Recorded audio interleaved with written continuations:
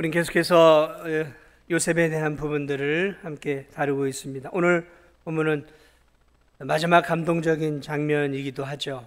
요셉의 바람대로 아버지 야곱이 가족들을 다 이끌고 이제 이집트 고센 땅으로, 아들이 원하는 그 땅으로 가족들을 다 데리고 오게 되어지죠. 총리 요셉이 이제 아버지가 오심을 기다리고 있었던 것 같습니다.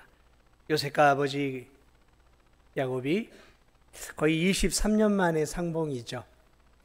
17살 만에, 17살 때 아들이 짐승에 찢겨 죽었다고 생각하고 23년 동안 요셉을 가슴에 묻고 피눈물 나는 고통 가운데, 아픔 가운데 살았던 이 야곱이, 아들이 죽지 않고 요셉이 저 이집트에 총리가 되어 있다라는 사실들을 알게 되고 지금 감격 가운데 이 고센 땅으로 오게 되어집니다. 요셉도 아버지를 만나는 기쁨이 보통 기쁨은 아니었을 것입니다. 청소년 시절 아버지를 떠나 타지에서, 이집트에서 온갖 고생과 고초를 겪었던 요셉이 마침내 고센 땅에서 서로 마주하게 되어집니다. 얼마나 보고 싶은 아버지였겠어요. 아버지를 껴안자 견딜 수 없는 눈물이 요셉의 눈을 타고 흘러내렸을 것입니다. 요셉은 지난 23년 동안 아버지에 대한 그리움, 이집트에서 당한 서러움, 가족을 잃은 상실감을, 그 감정을 드러내지 않고 마음 깊은 곳에 꽁꽁 묻어놨습니다. 이걸 펼칠 수가 없었어요. 그 아프고 상한 마음을 드러내놓고 울 대상이 요셉에게는 아무도 없었어요. 그런데 사랑하는 아버지를 만나 아버지를 껴안게 되자 그의 눈에 눈물이 흐르기 시작합니다. 아버지의 그리운 품 안에 안기자 그는 아버지와 헤어지기 전 17살의 청소년으로 돌아갑니다. 그리고 소리내어 울기 시작합니다. 요셉의 눈물은 서러움의 눈물이나 그리움의 눈물이 이제 아닙니다. 그 눈물은 이제 그의 마음 깊은 곳에 있었던 아버지에 대한 그리움, 가족을 잃은 상실감, 타지에서 당했던 온갖 서러움과 소외감을 씻어내는 기쁨의 눈물이고 하나님께 대한 감사의 눈물이었습니다. 성경을 보면 요셉은 가족과의 만남에서 3번 정도의 눈물을 흘립니다. 한 번은 형들 몰래 한번 이집트에서 울게 됐죠. 두 번째는 이제 형들에게 자신의 신분을 드러내놓고 형들을 안고 울죠. 그리고 오늘 3번째 눈물, 본문에서 사랑하는 아버지를 23년 만에 만나서 껴안고 깊은 눈물을 쏟아내고 있습니다. 그러고 보면 요셉은 눈물의 사람이었고 감수성이 사실 풍부한 다정다감한 사람이었던 것을 알게 됩니다. 그는 다정다감한 사람이었어요. 하지만 노예로 팔려가면서 그는 웃을 수도, 또 자신의 감정을 누구에게 내놓을 수도 없는 치열한 생존 본능, 경쟁 속에서 자신을 지켜내기 위해 감정을 숨기고 오랜 세월을 살아왔던 것이죠. 그러나 드디어 이제 가족을 만나고 사랑하는 형제들을 만나고 사랑하는 부모를 만났을 때 비로소 그는 다시 정상적으로 자신의 감정을 쏟아내는 다정다감한 사람으로 돌아온 것을 보게 되어집니다. 그리스도인들은 감정적이 되어서는 안 돼요. 그냥 화가 난다고 화를 내고 성질 낸다고 성질 내고 삐지고 싶다고 삐지고 그래서는 안 되는 것이죠. 감정적이 되어서는 안 돼요. 그러나 자신의 마음속의 감정을 또 사람들에게 잘 표현해 줄 수는 있어야 되는 것입니다. 그리스도인은 자신의 감정과 감성을 꽁꽁 숨기고 늘 변함없이 사람들 앞에서 굳고 딱딱한 모습으로 자신을 표현해서는 안 되는 것입니다. 그러면 상대가 피곤해요. 언제나 굳어있는 얼굴, 도무지 감정을 읽을 수 없는 얼굴, 딱딱한 얼굴, 감정 표현이 없는 그런 사람들은 상대가 힘들어하고 상대가 싫어합니다. 그런 성도들은, 그런 사람들은 어딜 가도 다른 사람들을 피곤하게 하죠. 늘 무뚝뚝한 모습으로 사는 것, 그게 조선시대 남자들의 사대부의 모습이었습니다. 그러나 그렇지 않아요. 감정은 잘 표현해야 하는 것이죠. 어디에 있든 기쁠 때는 기쁨의 감정을 표현하고, 또 슬플 때는 슬픔의 감정도 표현하고, 눈물이 날 땐 또 눈물도 흘릴 줄 아는 그런 사람다움의 모습이 그리스도인들에게 있어야 하는 것입니다. 예수님을 믿고 난 뒤에도 감정 없이 무표정한 모습으로 살아가서는 안 돼요. 그리스도인들은 물론 밝게 살아야 하죠. 밝게 살아야 하지만 그 얼굴 속에서 인간다움이 드러나야 하는 거예요. 인간다움, 사람다움이 드러나야 하고, 그 얼굴 속에서 저 사람의 감정을 느낄 수 있어야 됩니다. 그래야 사람다운 교제가 일어날 수 있는 거예요. 그렇지 않으면 그러한 교류가 어려워지는 것입니다. 내가 문을 닫으면 안 되는 거죠. 내가 딱딱하고 무표정하고 무감각한 모습을 지니면 상대도 나를 향해 마음의 문을 닫는 거예요. 그러면 스스로가 스스로를 고립시키는 것입니다. 오늘 이 요셉의 모습 속에서 이 요셉이라고 하는 사람은 원래 참 감수성이 풍부하고 다정다감한 사람이었구나, 눈물이 많은 사람이었구나, 그런 모습들을 바라보게 됩니다. 이런 모습을 보면서 참 우리 그리스도인들이 감정을, 특별히 자신의 어떤 감정적이 되어서는 안 되지만 감수성이 좀 풍부하고 자신의 이런 마음들을 보여줄 수 있는 그런 사람들이 되는 것도 참 필요하구나라는 생각을 해보게 됩니다. 자, 어쨌든 이 요셉은 아버지를 만남으로 그런 어떤 눈물과 함께 자신의 모든 것들을 씻어내면서 온전한 회복을 이루어요. 자, 아버지 또 야곱 또한 23년간 잃어버린 아들이라고 생각했던 요셉을 다시 만나게 되죠. 23년. 오늘 이 야곱의 마음속에는 무슨 마음이 있었냐면 죽어도 여한이 없다라는 마음이 지금 오늘 그의 고백 속에 드러나죠. 23년간 야곱은 요셉을 가슴에 묻고 살았어요. 장사 지내지를 못한 거예요. 장사도 못 지냈잖아요. 짐승에 찢겨가지고 그냥 옷자락 하나만, 피 묻은 옷자락 하나만 받은 거잖아요. 자식을 진심으로 애도하면서 뭐 묻어주기라도 했으면 좀 나은데 이게 그런 것도 없었어요. 이 가슴 속에 늘 이 멍울이 져 있는 거죠. 이 요셉으로 인해 상실과 슬픔이죠. 음악의 장조가 아니라 단조의 사람으로 살았던 거예요. 우울함이죠. 우울하게 산 거예요, 인생. 그런데 그 죽었다고 생각했던 그 요셉이 살아있는 거예요. 살아있는 거예요. 그것도 저 이집트에서 2인자로 살아있는 거예요. 2인자로 살아있는 거예요. 오랜 세월 그의 마음속에 쌓여있던 그 답답함, 인생에 대한 어두움, 그 고통, 누구한테 말할 수 없는 자식을 잃어버린 이 아비의 그 깊은 아픔들이 이 요셉을 만나면서 눈 녹듯이 다 사라졌지 않겠습니까? 다 사라졌겠죠. 살아있는 이 아들 요셉을 만나며 야곱은 이게 정말 꿈인지 생시인지 구분이 할 수 없을 만큼 형용할 수 없는 어떤 이 구름 속에 있는 느낌이라 그럴까요? 그런 그 기쁨을 경험해요. 이게 뭐라고 얘기하냐면, 야, 네가 살아있는 모습 보고 네 얼굴을 봤으니 내가 지금 죽어도 여한이 없다라는 거죠. 지금 죽어도 난 만족한다. 난 진짜로 지금 죽어도. 이 말은 야곱의 진실한 고백이었을 것입니다. 이제 뭐 더 이상 바랄 게 없는 것이죠. 더 이상 뭘 바랐겠습니까?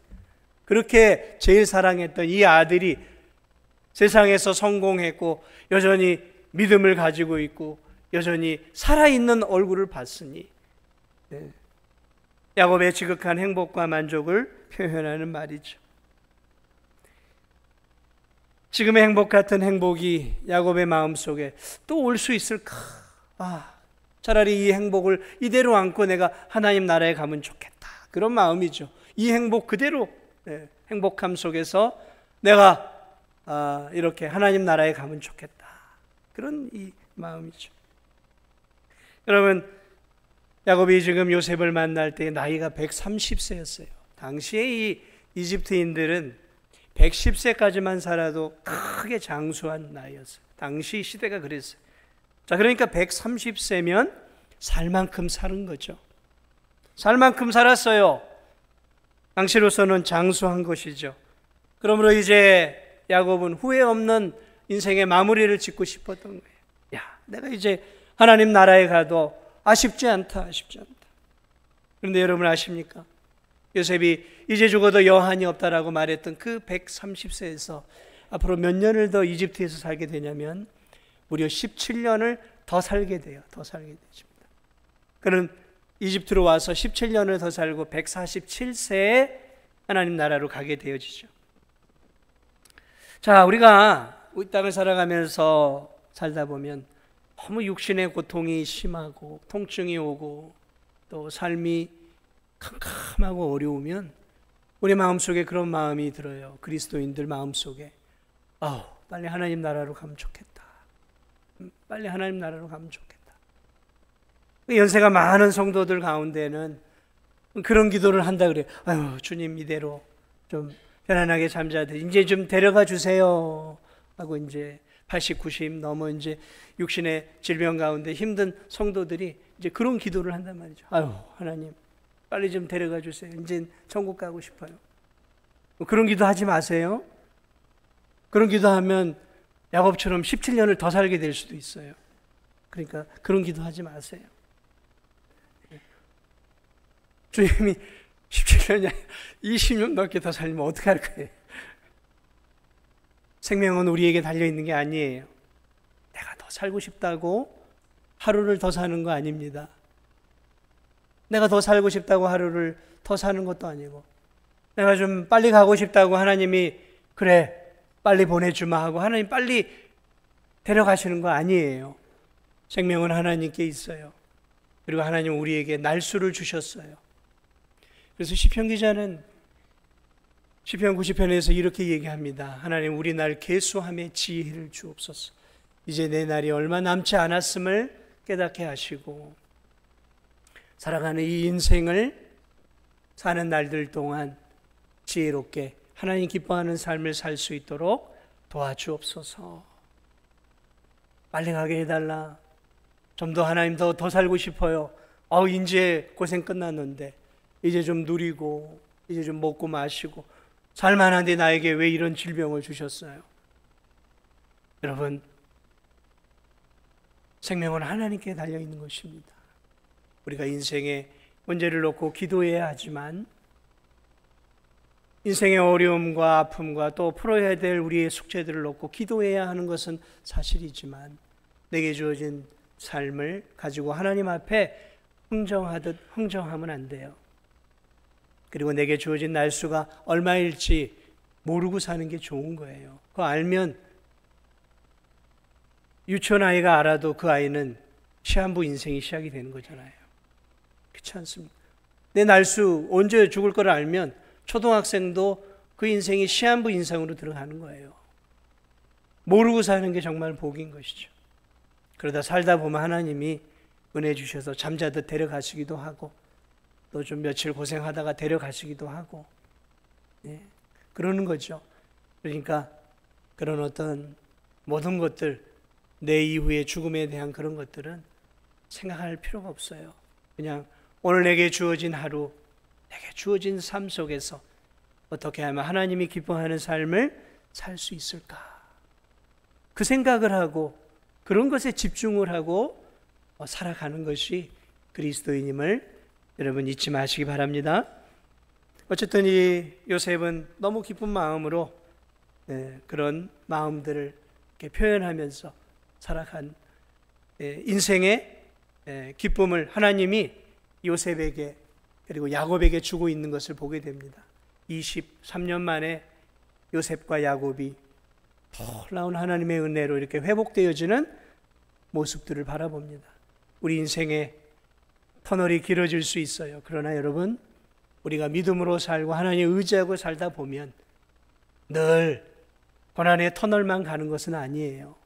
하나님의 은혜를 주시면 그 터널을 통과해 찬란한 또 우리의 제2의 제3의 전성기가 오는 것입니다.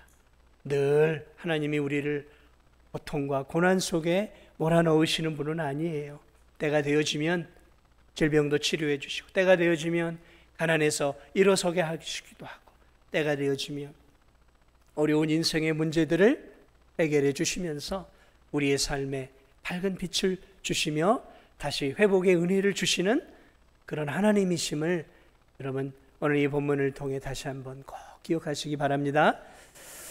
오늘 이 본문에서 우리가 주목해야 될 중요한 사실이 있어요. 그것은 오늘 이 요셉의 놀라운 프로젝트입니다. 요셉의 놀라운 계획이에요. 오늘 이제 고센 땅에서 모든 형제들을 만나잖아요. 요셉이 이제 형제들을 불러놓고 이야기하기 시작합니다. 무슨 이야기를 하냐면, 자, 우리는 이제 고센 땅에 살 것입니다. 이렇게 이야기를 합니다. 고센 땅에 살게 될 것이라는 것들을 가르쳐 줍니다. 그러면서 요셉이 지금 기쁨의 재회 후에 형들에게 당부해요. 이제 내가 바로왕에게 가서 아버지와 형제들이 지금 고센 땅에 왔고, 아버지와 형제들은 선조로부터 목축을 하는 목축업자들입니다라고 내가 이야기할 것입니다. 그래서 아버지와 형제들이 바로 이 목축하기 좋은 고센 땅에 살도록 내가 이야기를 할 것입니다. 그런 다음에 이제 형들을 이제 바로왕 앞에 서게 할 것인데, 그때 바로왕이 너희들의 직업이 무엇이냐라고 물으면 짐승들을 치는 목축업을 한다라고 형들은 꼭 그렇게 말하시기 바랍니다 하고 이제 입을 맞춰요. 입을 맞춥니다. 자, 그리고 이제 그렇게 이제 진행이 되어져서 결국은 이들이 이제 고센 땅에 살게 되어집니다. 그러면서 지금 요셉이 이 모든 것들을 지금 굉장히 치밀하게 주도해 가고 있는 거죠. 여기서 우리가 요셉이 형들을 만나는 모든 과정들 속에 어떤 계획을 갖고 형들을 만나고 있었다라는 것들을 함께 나눴는데, 오늘 이 가족들이 고센 땅에 살게 하는 것도 지금 주도 면밀한 요셉의 계획 속에서 지금 진행되어져 가고 있다라는 것이죠. 그냥 좋은 데다 살게 해준 게 아니었어요. 고센 땅이라고 요셉은 이미 머릿속에 자신의 가족들이 살 곳을 그려놓고 있었고, 그것들이 실행에 옮겨질 수 있도록 형들에게, 그리고 이제 바로왕에게 이야기를 하면서 이 모든 것들이 계획대로 움직여 가도록 지금 이 프로젝트를 형들과 지금 나누고 있는 모습들이죠. 자, 이스라엘 백성들이 앞으로 400년 동안 살면서 200만 이상으로 70명이 증가하게 될 이 고센 땅이에요. 거기서 살았어요. 이 고센 땅은 어디인가? 고센 땅은 이집트 수도 카이로죠. 카이로에서 저 북동쪽이에요. 북동쪽. 그리고 그 위쪽이 어디냐면 가나안 땅이에요. 그러니까 수도 카이로에서는 상당히 먼 110km 정도 거리되는, 여기서 어디까지 할까요? 저 광주 송정역쯤 되는 게 한 110km 될 겁니다. 굉장히 먼 거리죠. 고대 시대에는 걸어서 다니고 하던 시대니까. 그러니까 수도권에서 완전히 멀어진 곳이에요. 수도권에 영향을 받지 않는 곳이죠. 그럼 거기가 어떤 곳이었냐? 여기는 나일강 삼각주가 있는 거예요. 여러분 이 이집트 지도를 보면 나일강 삼각주가 있어요. 그러니까 비옥한 지역이었어요.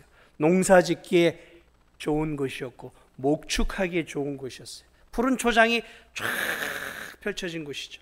뉴질랜드 같은데, 저 호주 같은데 가면 정말 그림 같은 이 초장이 쫙 펼쳐져 있습니다. 거기서 뭐 소떼들, 양떼들이 모여서 먹는 거죠. 그 이제 거기서 우리나라에서 이제 소고기를 많이 수입을 하지 않습니까? 호주산 같은 거. 그런 곳이 있어요. 목축하기 너무 좋은 곳이었단 말이죠. 자, 그런데 문제는 무엇이었냐면 이 이집트 사람들은 목축업을 하는 사람을 천대했어요. 우리 이조 시대에 백정들을 천대했지 않습니까? 낮은 백성들도 백정들에게는 무시하고 반말을 했단 말이죠. 이 소 이런 걸 잡는 사람을 아주 천대했던 거죠. 이 이집트가 그랬어요. 그래서 가장 평민들조차도 이 목축업을 하는 사람은 부정하게 여겨서 이렇게 교류를 잘 하지 않았어요. 자, 그러니까 지금 이 요셉이 형들에게 당신들은 목축업을 하는 사람이라고 이야기를 하고, 다시 말하면 이집트 사람들의 눈에 보기에 천대받을 직업이라고 얘기를 하라고 한 거예요. 천대받을 직업이라고 얘기하고, 그리고 목축업을 할 수 있는 이제 그 땅에서 살 수 있도록 이렇게 얘기를 합니다. 자, 그런데 우리가 조금만 더 생각하면, 여러분 가족이 먼 곳에서 왔으면, 여러분이 대통령이든 국무총리든 권력을 가지고 있는 사람이라고 하면, 여러분 가족이 저 먼 데서 이렇게 왔단 말이죠. 그러면 여러분 가족들이 어떤 자리에 있기를 원하십니까? 수도권에 살도록 하지 않겠어요? 가능하면 왕궁 주변, 궁궐 주변에서 좋은 집에서 또 형제들이 좋은 자리 한 자리씩 얻을 수 있도록, 당시에 권력자였으니까 좋은 자리도 줄 수 있고 좋은 집도 줄 수 있고, 그 수도권에서 편안하게 아버지가 자신의 보호 아래서 행복하게 살 수 있도록 좋은 집, 좋은 옷, 그 다음에 좋은 환경 속에서 자신의 옆에 두어야 되는 게 상식적인 일 아니겠어요? 그러면 당연히 목축업을 한다는 것을 쏙 빼야 되는 거예요. 가나안 땅에서 목축업만 한 게 아니라 농사도 졌으니까 그냥 농사 짓는 사람들이라고 하면 이 이집트 사람들이 무시도 하지 않을 거란 말이죠. 그러면 수도권에서 이렇게 스며들듯 살면서 좋은 자리, 고관대작의 자리에 오르고 또 그 안에서 행복하게 살 수 있을 텐데, 요셉은 무슨 의도인지 목축업자, 가장 천대받는 직업이라고 얘기를 하고, 여기 수도권에서 한참 멀어진 저 위에 있는 그 고센 땅에서 살도록 이렇게 지금 시나리오를 짜고 있단 말이죠. 요셉이 형들을 미워해서 그런 것일까요? 아니라는 거죠. 굉장히 깊은 이 요셉 나름의 계획을 갖고 있었던 것이죠. 그 계획을 이렇게 이제 바라보면 이게 하나님의 뜻을 요셉이 알고 있었다라는 결론이 나와요. 이 요셉이라고 하는 인물은 자신이 이 땅에 이집트에 오게 된 게 하나님의 뜻이고 하나님이 자신을 먼저 보냈다라는 그 뜻을 알았단 말이죠. 그렇다면 나를 향한 하나님의 뜻이 무엇인지를 알았어요. 나를 통해 나의 가족들이 오게 해서 이 땅에서 번성하도록 하는 하나님의 계획이 있겠구나라는 것을 알았어요. 그런데 요셉은 수도의 노른자의 땅에 형들에게 좋은 자리를 준 것이 아니라 천대받는 직업이라고 소개해서 가족들을 가장 하찮은 민족으로 이집트 사람이 알게 하고, 그리고 저 110km 떨어진 고센 땅, 푸른 초장과 쉴만한 물가가 있는 문명과 이런 것에서 벗어난 지역, 어떤 면에서는 좀 고립된 지역일 수 있죠. 거기로 지금 보내고 있다. 요셉은 어떤 생각을 하고 있었던 것일까요? 요셉은 하나님의 뜻을 알고 있었어요. 그래서 그 고센 땅에 가도록 했어요. 왜냐하면 요셉의 머릿속에는 가족들이 이제 여호와 하나님을 섬기다가, 여러분 이 이집트라는 곳이 어떤 곳입니까? 지금도 마찬가지지만 태양신 라를 숭배하며 그 당시에 황제 이 바로는 신의 현현이에요. 신의 현현. 신이 육신을 입고 왔다라고 생각한 거예요. 바로를 비롯해서 이집트는 모든 것들이 신이었어요. 우상들이었어요. 자, 그런 데서 우리의 가족들이 그 우상의 한복판, 카이로, 그 왕궁의 한복판에서 살아갔을 때 우리 가족들이 여호와 하나님만을 섬길 수 있을까? 요셉이 생각해 보니까 아니라는 거죠. 그 안에서 요셉으로 말미암아 부유한 삶을 살게 되어지고, 부유하게 살다 보면 그들이 점점 더 이집트 사람들과 교류하며 믿지 않는 이집트 사람들과 결혼하게 되어지고, 거기서 뿌리를 내리게 되어져 거기에 동화되어지면 여호와 하나님을 믿는 신앙을 우리 가족들이 잃어버리겠다라는 생각이 든 거예요. 안 되겠다. 그리고 거기는 문명이 있는 곳이란 말이죠. 문화가 있는 곳이. 사람들이, 여러분 왜 지방에 안 살고 수도권으로 가려고 한지 아십니까? 다 아시잖아요. 문명이 있어요. 문화가 있어요. 교육이 있습니다. 편리함이 있습니다. 거기엔 먹고 살만한 직업들이고 돈이 흐르는 곳이에요. 인간의 본성을 채워줄 수 있는 게 수도권이란 말이죠. 이 시대도 마찬가지였단 말이죠. 요셉은 그것을 간파했어요. 우리 가족을 부유하게 할 것인가? 아니면 우리 가족이 하나님을 믿는 이것에 하나님, 여호와 하나님을 경외하고 하나님의 백성이라는 정체성을 붙잡고 거룩성을 잃지 않고 살려면 어떻게 해야 할까가 그에게는 우선순위였던 것이죠. 편안하게 우리 가족들이 고래등 같은 기와집에서 마음껏 먹고 마시고 행복하게 살게 할 것인가? 아니면 좀 문화와 문명은 멀어지다 하더라도 여호와 하나님만을 섬기고 하나님의 자녀답게 거룩함과 순결함을 지키며 저들에게서 좀 고립되고 무시를 당하더라도 하나님만을 믿는 공동체를 만들 수 있는 그곳을 선택한 것이죠. 주도 면밀한 요셉의 계획이었던 거예요. 여러분, 나중에 400년 뒤에 이집트에서 그들이 노예 생활하면서 번성을 하게 되었던 것은 이 요셉의 이 프로젝트 때문이었던 거예요.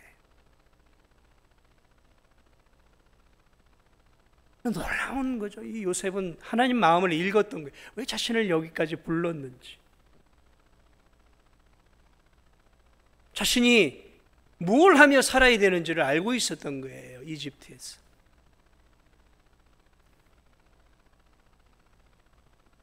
그래서 그는 가족의 편안한 삶과 가족이 이 땅에서 부유하고 여유 있게 사는 삶보다 하나님께서 이 이스라엘 민족 작지만 앞으로 크게 만들어 하나님 나라와 영광을 위하여 쓸 이 놀라운 그림, 하나님의 비전을 바라본 거예요. 하나님의 비전.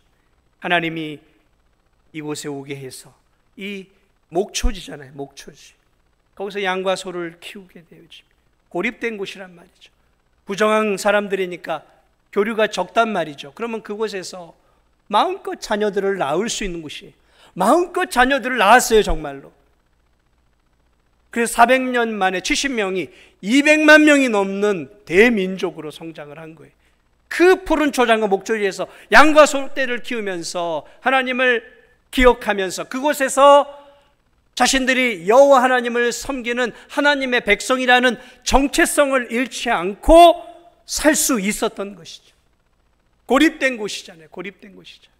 그러니까 문화와 문명으로부터 멀어져. 마치 저 외국에 하면 코리안 타운 뭐 그런 타운들이 있잖아요. 그런 것처럼 그렇게 히브리 타운이 만들어진 거예요. 히브리 타운, 이집트 안에 히브리 타운이 만들어진 거예요. 그래서 그 안에서 히브리 말을 자유롭게 썼어요. 히브리 말을, 자신들의 정체성을 잃지 않도록 히브리 말을 자유롭게 쓰고 히브리 문화를 유지하고 히브리 종교인 여호와 하나님을 경외하면서 그 안에서 이집트 종교의 영향을 최소한으로 받으면서 하나님의 백성으로 그 안에서 쑥쑥쑥쑥쑥 성장해 나갔던 거예요. 성장해 나갔던. 그리고 바로 거긴 가나안 땅으로, 이집트에서 가나안 땅으로 가기에 가장 최북단이었단 말이죠. 그러니까 수도에서 나중에 나오게 되려면 어렵죠. 그런데 수도가 아니라 가나안 땅에서 멀지 않은 곳이에요. 거기가 그러니까 거기서 바로 나중에 출발하면 바로 올라갈 수 있는 곳이었던 것이죠. 그리운 가나안 땅, 자신들이 하나님이 약속해 주신 약속의 땅에서 가장 근접한 곳이기도 했던 것이죠. 그러므로 그들은 거기에 살면서 언젠간 하나님이 자신들의 조상들에게 주신 약속의 땅 가나안을 바라보며 살 수 있도록 가나안 땅에서 가까운 곳, 민족을 번성시킬 수 있는 곳, 자신들의 정체성, 그리스도인이라는, 하나님의 자녀라는, 하나님의 백성이라는 정체성을 잃지 않는 것, 자신들의 언어를 잃지 않을 수 있는 것, 자신들만의 문화를, 기독교 문화를 그대로 유지하며 살 수 있는 것. 여러분, 이 요셉의 큰 그림은 바로 자신이 이집트로 먼저 간 그 이유를 알았기 때문에, 결국 요셉을 통해 이스라엘 백성 가족들 70명은 그 고센 땅 거기서 이제 하나님이 모세를 통해 부르기 전까지 400년이라는 그 기간 동안 그곳에서 민족을 형성하고 태동하는 그런 놀라운 그런 어떤 것들을 이루어가는 그런 터전을 잡게 되어지죠. 저는 이 모습들을 바라보며 이게 사실 하나님의 그림이에요. 하나님의 빅픽처, 큰 그림이었어요. 그런데 놀랍게 이걸 누가 알고 있었느냐? 요셉이 알고 있었던 거예요. 요셉이 알고 있었다는 거죠. 요셉은 그 고난의 시간들을 겪으면서 왜 내가 이렇게 형들에 팔려 이집트로 가서 이런 수모와 고난을 겪었는지 그 당시에는 몰랐어요. 그러나 그가 총리가 되어지면서 서광이 비춰오던 하나님이 자신을 이곳으로 부른 이유를 아세요. 자신의 인생의 목적을 아는 거예요. 인생의 목적. 한 개인에게 하나님은 인생의 목적을 주십니다. 저는 저에게 인생의 목적이 있어요. 하나님이 이 땅에서 살아야 할 인생의 목적을 줘요. 여러분에게도 하나님은 여러분 자신에게 주신 하나님의 뜻을 이루기 위한 인생의 목적이 있어요. 그러니까 그리스도인은 목적 없이 살아서는 안 되는 거예요. 나를 향한 하나님의 뜻은 무엇일까? 나를 향한 하나님의 뜻은 무엇일까? 하나님의 뜻이 무엇이기에 나에게 이런 시련을 주셨는가? 하나님의 뜻이 무엇이기에 나로 하여금 이런 고난을 당하게 하셨는가? 하나님의 뜻이 무엇이기에 나로 이 진도 땅에 살게 하셨는가? 하나님의 뜻이 무엇이기에 나로 하여금 이런 직업을 갖게 하셨는가? 하나님의 뜻이 무엇이기에 나에게 이런 피눈물 나는 아픔들을 겪게 하셨는가? 재수가 없어서 이런 일이 일어났네. 운이 없어서 일어났네라는 것은 믿지 않는 세상 사람들의 입의 고백이에요. 그러나 그리스도인의 입의 고백은 왜 하나님은 나를 이곳에, 왜 하나님은 나에게 이런 일을, 왜 하나님은 나에게 이곳에, 왜 하나님은 나에게 이런 시련을 주었는가 묻고 기도할 때 요셉은 하나님의 큰 그림을 보았던 거예요. 큰 그림을 보았던 거예요. 그리고 자신을 어떻게 사용하려고 하시는 그 뜻을 알았기에 그는 이집트에서 2인자가 되어 그저 자신의 가족들을 자신의 왕궁 주변으로 데려와서 부귀영화를 누리게 해주고 행복하고 그냥 편안하게 잘 살도록 하는 것이 하나님의 뜻이 아니라, 비록 저 문명과 문화에서 멀어진 저 목축하기에 좋은 곳이지만 거기서 하나님이 이 민족을 번성케 하여서 앞으로 하나님이 다스리는 하나님의 나라를 만들고자 하는 하나님의 놀라운 그 그림을 그는 그의 고난과 시련 속에서 하나님의 뜻을 발견했고 그것이 자신에게 주어진 인생의 목적임을 깨닫고 그 인생의 목적을 붙잡고 그 하나님의 뜻을 이루어 드리기 위해 오늘 그 일을 실현하기 위해 애쓰고 있는 이 하나님의 놀라운 사람 요셉의 모습을 오늘 우리가 이 아침에 다시 한번 기억하면서 하나님, 나를 향한 하나님의 뜻은 무엇입니까? 라고 물으시기 바랍니다. 그냥 이렇게 살다가 천국 가려고 하지 마세요. 나이 먹었으니까 뭐 이렇게 살다가 천국, 아니요. 이제 내가 죽을 때가 되었다라고 생각이 들었지만 야곱은 아직도 17년이라는 생명이 더 남아 있었어. 우리에게 생명의 시간이 얼마나 남아 있는지 알 수 없지만 사랑하는 여러분, 그것이 1년이든 2년이든 10년이든 50년이든 중요한 것은 얼마나 더 사느냐가 중요한 게 아니에요. 그리스도인에게 조금 더 사는 게 중요한 게 아닙니다. 더 사는 게 중요한 게 아니라 하나님의 뜻을, 나를 향한 뜻을 알고 그 하나님의 뜻을 나의 삶 속에서 이루어 드리는 것, 이것이 짧게 살든 굵게 살든 길게 살든 상관없이 그것이 우리의 삶임을 기억하면서 오늘 이 요셉이 이렇게 하나님의 뜻을 알고 주도면밀하게 하나님의 뜻을 이루기 위해 자신의 인생을 또 이렇게 드리고 있는 귀한 모습들, 이 모습이 오늘 예수님 믿고 하나님의 자녀가 되고 직분을 받고 사명자가 되어 살아가는 저와 여러분이 살아가야 할 삶임을 기억하면서 요셉처럼 나를 향한, 나를 부르신 하나님의 뜻을 알고 그 하나님의 뜻을 이 진도 땅에서 이루어 드리면서 살아가는 그러한 저와 우리 성도들이 되시기를 주님의 이름으로 축복을 드립니다. 우리 시간 함께